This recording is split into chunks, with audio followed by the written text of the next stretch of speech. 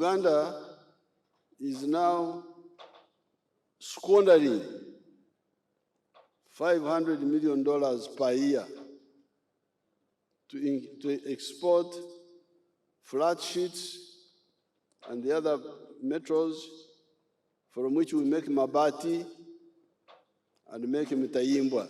These raw materials for those intermediate products for mabati and from mtayimbwa are taking much of the money.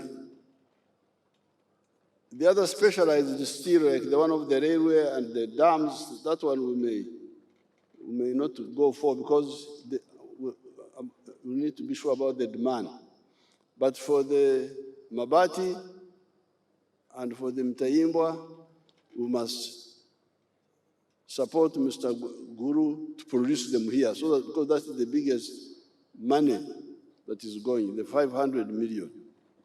And I hear that East Africa spends 5 billion on steel products, steel imports.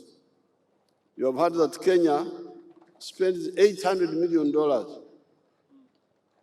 That's what the president told you. So this is really squandering of Africa's resources. That's why you see the GDP is stunted. You are all part of the liberation process. I want to thank you, Mr. Guru. Thank you very much. And I want to thank your tough wife who makes you do things. And I want to thank His Excellency na Wakenya wote kwa kutuunga mkono kwa hatua hii.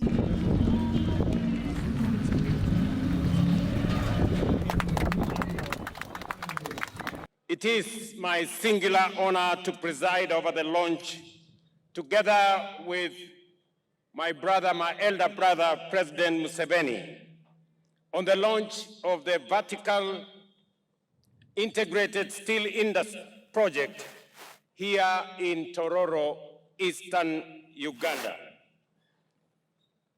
We convene here not just to convene a factory or commission a factory, but we usher in a new, audacious chapter in Africa's industrialization ambition.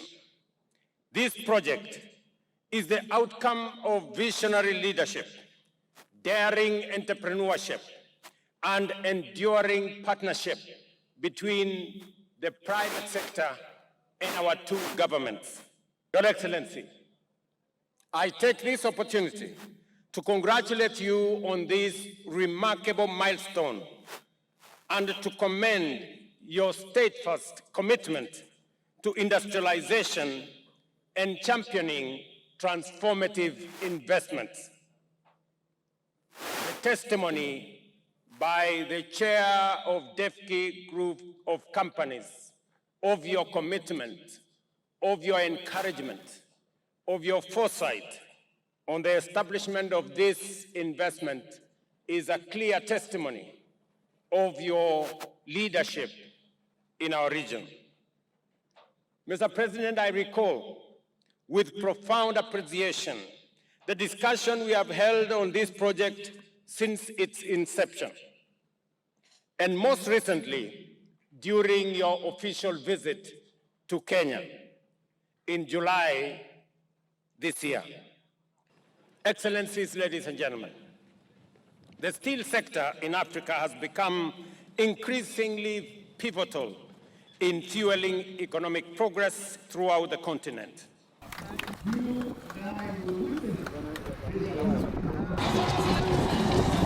The goal of my Ministry of Energy and Mineral Development is to achieve mineral-based industrialization, realizing value from petroleum resources and expand access to electricity and clean energy.